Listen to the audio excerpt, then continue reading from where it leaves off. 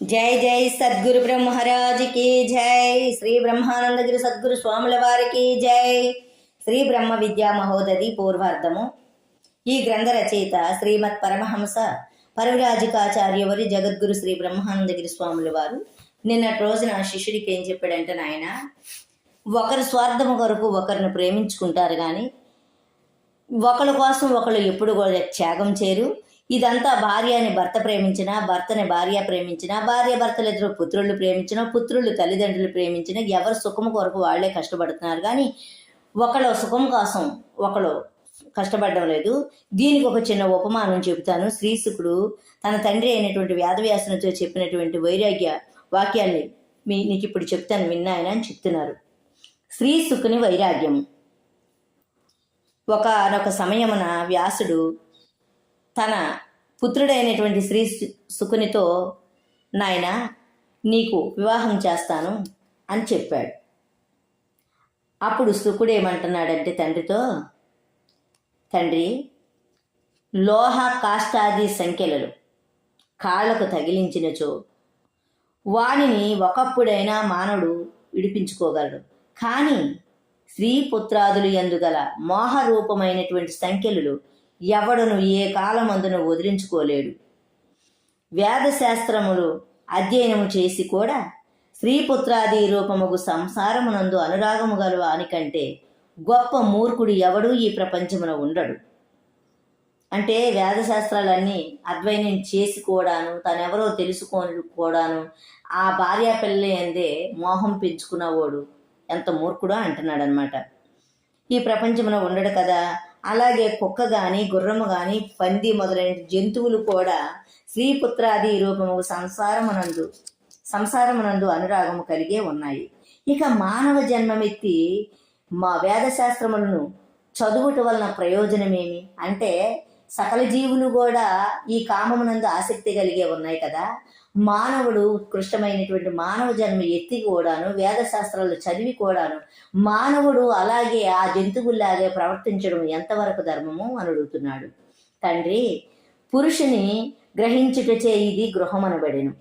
ఇట్టి గృహస్థాశ్రమ రూపమగు కారాగారమును సుఖమెట్లు కలుగును. ఇది సర్వ దుఃఖములకు ఆలవాలం ఒకటిచే దీనిని తలిచినంత మాత్రమే నాకు భయము కలుగుతున్నది. నాయన, నువ్వు పెళ్ళి సంసారం అని అంటున్నావు, దాన్ని నాకు చెబితేనే నాకు భయం వేస్తుంది. ఇంత గొప్పదైనటువంటి మానవ జన్మ ఎత్తి వేదశాస్త్రమును చదివిన వాడు కూడా సంసార బంధమున తగులుకొన్నచో ఇక ఎవడి సంసార బంధము నుండి విడిపడతాడు? నిస్పృహుడైన భిక్షుకునకు, అంటే నిరాధారంగా ఉన్నటువంటి భిక్షాటన చేసుకున్నటువంటి భిక్షుకునకు కలిగడి సుఖము ఇంద్రునకు కూడా కలగనేరదు. అంటే భిక్షనెత్తుకున్నటువంటి భిక్షుకుడికి కలిగిన సుఖము ఇంద్రుడికి కూడా కలగనేరదు. ఎందుకని? త్రిలోక విభవ సంపన్నుడైన ఇంద్రుడే నిస్పృహ భిక్షుకునితో సమానం అగు సుఖమును పొందలేనప్పుడు ఇక ఎవరు సుఖమును పొందగలరు? అంటే మూడు లోకాలకి త్రిలోకాలకి రాజు అయినటువంటి ఇంద్రుడికే సుఖము లేదు. అంటే భిక్షాటన చేసుకున్నటువంటి సుఖము ఇంద్రుడికి కూడా లేదు కదా. మరి అంత త్రిలోకాల్ని ఏలేదు ఇంద్రుడికే లేనప్పుడు ఇక మానవుడికి ఉంటుందా నాయన? ఎవరును పొందలేరని చెప్పి శ్రీశుకుడు అరణ్యములకు వెళ్ళిపోయాడు. కనుక నీవు కూడా విషయభోగములందు నిస్పృహడవై ఆత్మజ్ఞానం పొంది ఆనందింపు నాయన అని గురువుగారు శిష్యుడికి చెబితే మళ్ళీ అంటున్నాడు ఈ శిష్యుడు, అయ్యా, యవ్వన అవస్థ యందు స్త్రీ వలనను, వృద్ధావస్థ యందు పుత్రుల వలనను, సర్వావస్థల యందు ధనము వలన సుఖము కలుగుట ప్రత్యక్షముగా తెలియబడుచుండగా వీటిని విడిచిపెట్టి తెలియబడని ఆత్మసుఖము కొరకేలా ప్రయాసపడటం అని అడిగాడు. అప్పుడు గురువుగారు అంటున్నారు, వత్స, వినుము.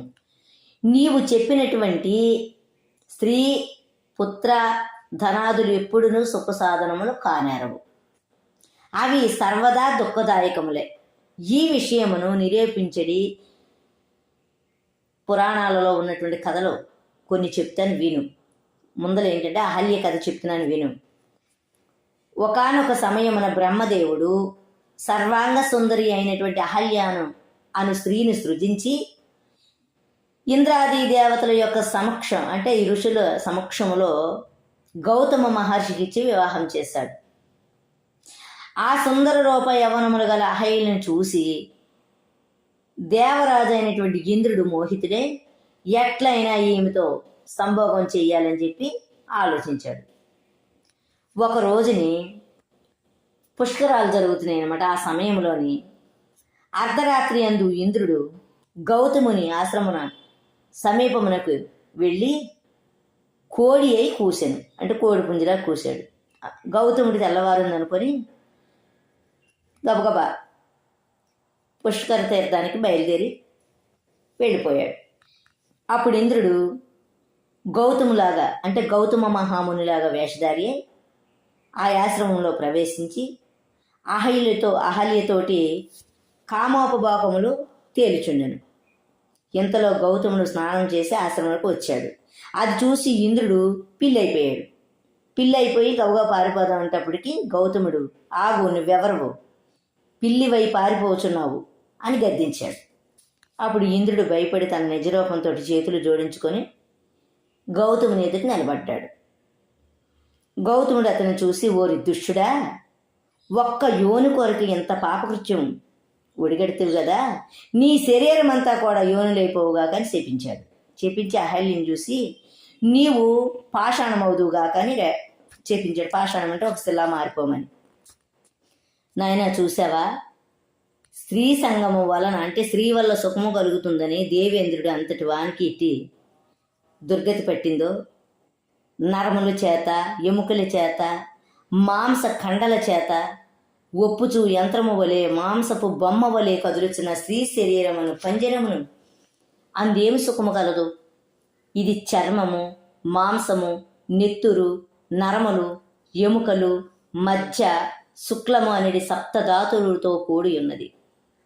ఈ సప్తధాతుమయమైన స్త్రీ శరీరము మలమూత్ర భాండాగారం.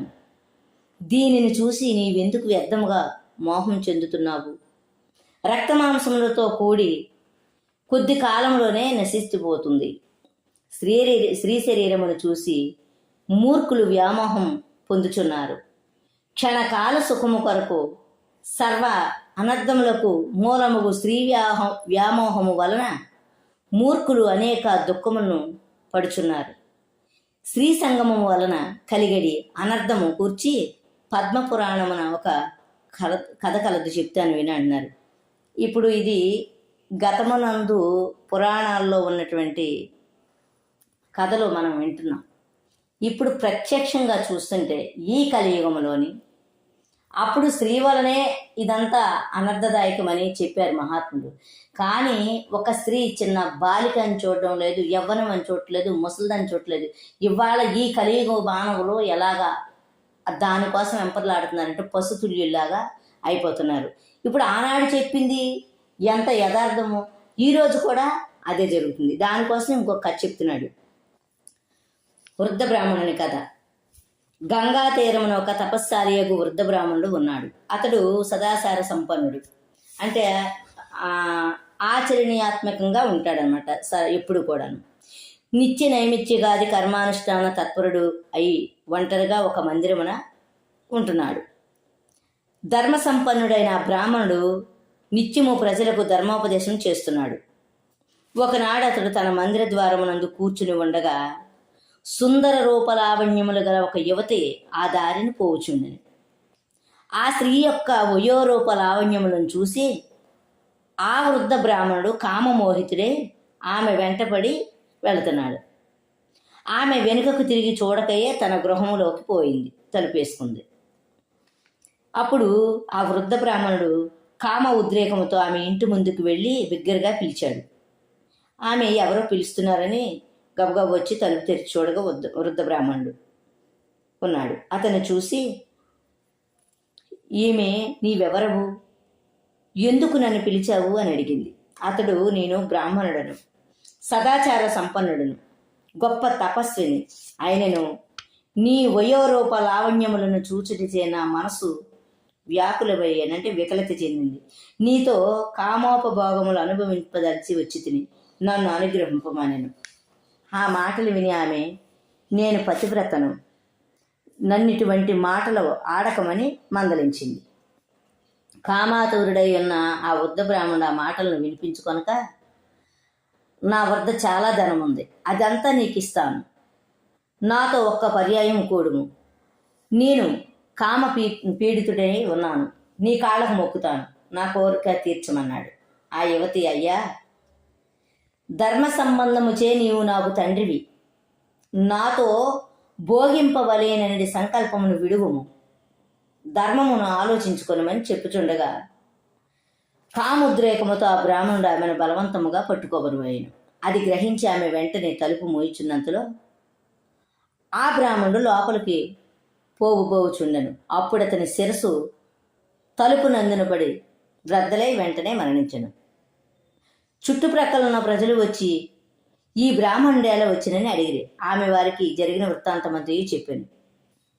స్త్రీ విషయమైన కామమంత బలీయమైనదో చూడుము. వృద్ధావస్థ యందు ఉన్నవాడును షట్కర్మ, అంటే అన్ని రకాలుగా కర్మని నిరసించినటువంటి వాడు, అలాగే తపోవంతుడు, అలాగే విచారణయుడు, అంటే అన్నిటిని విచారణ చేసినటువంటి వాడు ఒక బ్రాహ్మణుని సైతం ఇట్టి దుస్థితికి తెచ్చినప్పుడు యవనావస్థ ఎందున్న సామాన్యుల మానవుల సంగతి వేరుగా చెప్పవలేనా అని అడిగాడు. సరే, ఈ రోజుకి ఇంతటితో ముగిస్తూ రేపటి భాగంలో కలుస్తున్నాం.